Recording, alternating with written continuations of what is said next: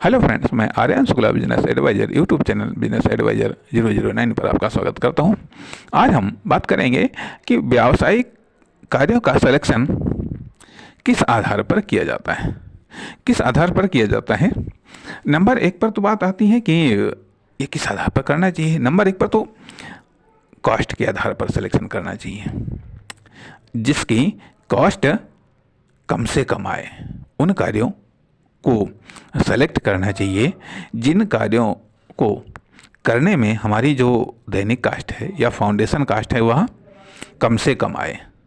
दूसरी चीज़ ये कि जब हमारी दैनिक कास्ट या फाउंडेशन कास्ट कम से कम आएगी तो निश्चित तौर पर इसको हम अधिक लंबे तक खींच ले जाएंगे क्योंकि कोई भी कार्य स्टार्ट करने के बाद में दूसरी चीज़ आवश्यकता होती है कि हम सोसाइटी में, मार्केट में टाइम को स्पेंड करें। जब तक हम टाइम को स्पेंड नहीं करेंगे तब तक हमको सुधरने का या और बेहतर करने का हमको जब टाइम ही नहीं मिल पाएगा तो हम उसको करेंगे कैसे। साथ ही साथ हम दूसरों के या व्यक्ति के या कस्टमर के बिलीव को बिल्ड करने के लिए समय चाहिए। अचानक से हम आए अचानक तो वो विश्वास नहीं करेगा। उसके लिए हमें ठहरना होता है। साथ ही साथ ये भी होता है कि जब कास्ट हमारी फाउंडेशन कास्ट या लिविंग कास्ट या दैनिक कास्ट कम आएगी तो स्वाभाविक बात है कि जो अदर कास्टें हैं उनके पास में हम उन कास्टों को वहन करने में सक्षम हो सकेंगे। तो इसलिए पहला बेस होना चाहिए किसी भी व्यवसायिक कार्य को सेलेक्ट करने के लिए कि कास्ट जो हमारी दैनिक कास्ट है या लिविंग कास्ट है या फाउंडेशन कास्ट है वह कम से कम आनी चाहिए। दूसरी चीज़ आती है कि खुद का इंटरेस्ट, खुद की रुचि बड़ा महत्वपूर्ण फैक्टर होता है क्योंकि जिस कार्य में हमारी रुचि होगी स्वाभाविक बात है कि उस कार्य में हम अधिक फोकस दे पाएंगे, उस कार्य में हम और अधिक मेहनत कर पाएंगे, उस कार्य को हम और अधिक लगन से कर पाएंगे। साथ ही साथ उस कार्य के संबंध में हम और अधिक ऑप्शंस खोज पाएंगे। हमारा दिमाग उस पर सही रूप में, पॉजिटिव रूप में कार्य करेगा और पॉजिटिव रूप में करता रहेगा। इसलिए खुद के इंटरेस्ट के आधार पर भी व्यावसायिक कार्य को खोज करना चाहिए। इस आधार पर, इन दो कारणों के आधार पर तीसरी चीज़ होती है कि यदि कोई हमारे पास में एक्सपीरियंस है, यदि कोई हमारे पास में स्किल है, यदि हमारे पास में कोई एक्सपीरियंस है, स्किल है या किसी क्षेत्र में हम विशेष प्रभाव डाल सकते हैं तो ये तीन चीज़ें सपोर्टिंग स्किल्स होती हैं, सपोर्टिंग फैसिलिटीज़ होती हैं ऑफ बिजनेस या कॉमर्शियल वर्क। तो ये सपोर्टिंग स्किल्स ज़रूरी हैं और ये जब सपोर्टिंग स्किल हम हमारे व्यावसायिक कार्य में लग जाएंगे तो निश्चित तौर पर उसमें प्रभाव और उसकी उपयोगिता और उसकी उत्पादकता को वृद्धि करने में मदद पहुंचाएंगी। इसलिए इस आधार पर भी हमको सिलेक्शन करना चाहिए। साथ ही साथ हमें इस आधार पर भी सिलेक्शन करना चाहिए कि आखिरकार जो बिजनेस है क्यों हमारे पास में ऑप्शंस होते हैं, फुटकर के भी, थोक के भी, फुटकर मंडी के भी, थोक मार्केट के भी ऑप्शंस होते हैं, मैन्युफैक्चरिंग के, डिस्ट्रीब्यूशन के और सेल्स के भी, ये सब ऑप्शंस होते हैं। सर्विस सेक्टर भी होता है, प्रोडक्ट सेक्टर भी होता है। तो इन सारे ऑप्शंस में, इन सारे के उप ऑप्शंस में भी किसकी इनकम कहाँ जा रही है, किसका फ्यूचर कहाँ है, किसका वर्तमान कहाँ पर है कि मतलब एक तो आता है प्रारंभिक स्ट्रगल, वो तो करना ही करना है।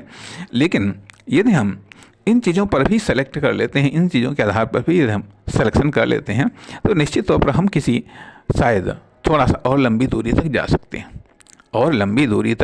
सकते हैं। इसलिए ये कुछ नंबर एक पर तो फाउंडेशन कास्ट, लिविंग कास्ट या दैनिक कास्ट, फिर पर्सनल इंटरेस्ट, फिर पर्सनल योग्यता, नॉलेज, क्षमता या स्किल, इसके आधार पर फिर जो ऑप्शंस हैं सेल्स, डिस्ट्रीब्यूशन, मैन्युफैक्चरिंग, फुटकर, थोक तथा कौन सी इंडस्ट्री से रिलेटेड कौन सी इंडस्ट्री से रिलेटेड, सर्विस सेक्टर में जाना है या फिर प्रोडक्ट सेक्टर में जाना है।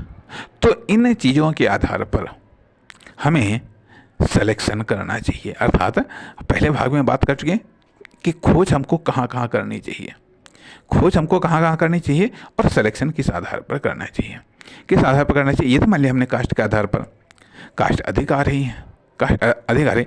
अब रिस्क आ जाती है यहाँ पर। रिस्क जब हम मूल भावना से विपरीत जब हम कार्य करने लगते हैं तो वहाँ पर रिस्क आ जाती है कि मान लिया ठीक है कास्ट तो ज़्यादा आ रही, फाउंडेशन कास्ट भी ज़्यादा आ रही है, ठीक है, लिविंग कास्ट भी ज़्यादा आ रही है, लेकिन हमने ये रिस्क ले लिया किसी भी कारण से। हो सकता है प्रॉफिट की संभावना अधिक हो जाए, लेकिन हमने वो रिस्क ले लिया, परिणाम क्या होता है, फेल हो जाता है। कभी कभी फेल हो जाता है, रिस्क कारगर नहीं रहता है, कहने का अर्थ, जिससे कि एक उदाहरण के लिए मैं देना चाहूँगा कि मान लिया एक लोगों को एक दूसरी जगह है एक खेत था, वो थोड़ा सस्ता पड़ रहा था और शायद औसत से मतलब भर का सस्ता पड़ रहा था। उनके पास में दूसरी एक खेत था, अपना खेत था। तो उन्होंने सोचा, और वो खेत महंगा था, तो सोचा कि उसको हम बेच करके क्यों ना हम वहाँ पर हम उस खेत को खरीद लें, उससे हमको काफ़ी मुनाफा होगा। कहने का अर्थ कि कैश था नहीं, तो उन्होंने सोचा कि इस प्रॉपर्टी के बदले में उस प्रॉपर्टी को हम खरीद लें, इस प्रॉपर्टी को हम पहले बेच लें, उसके बाद में फिर हम उसको हम खरीद लें। ठीक है, बात वही किसी हद तक बन गई जा करके। ठीक है, उन्होंने क्या किया, रिस्क उठा लिया, उन्होंने अपना खेत बेच दिया, कैश उनके पास में आ गया, लेकिन बाद में फिर वो बात कुछ बन नहीं पाई। परिणाम ये हुआ जा करके कि मान लिया उनको वो प्रॉपर्टी मिली नहीं, कैश ही उनके पास में रह गया। अब कैश की तो वैल्यू दिन पर दिन घटती चली जाती है। उस कैश के आधार पर उन्होंने फिर उसको अन्य इंडस्ट्री में लगाना शुरू किया, अन्य कुछ कारोबार किए जा करके, लेकिन वो कारोबार तो इतनी जल्दी चलने वाले नहीं। परिणाम धीरे धीरे करके वो कैश नष्ट हो गया, वो प्रॉपर्टी उनके पास में चली गई। कहने चाहिए ये रिस्क होता है, इस तरीके से हम रिस्क न उठाएं, हम वो रिस्क उठाएं जो कि कंटिन्यू लगातार चल सकें, अधिक समय तक चल सकें, जिसकी कि लिविंग कास्ट हमारी कम से कम हो सके।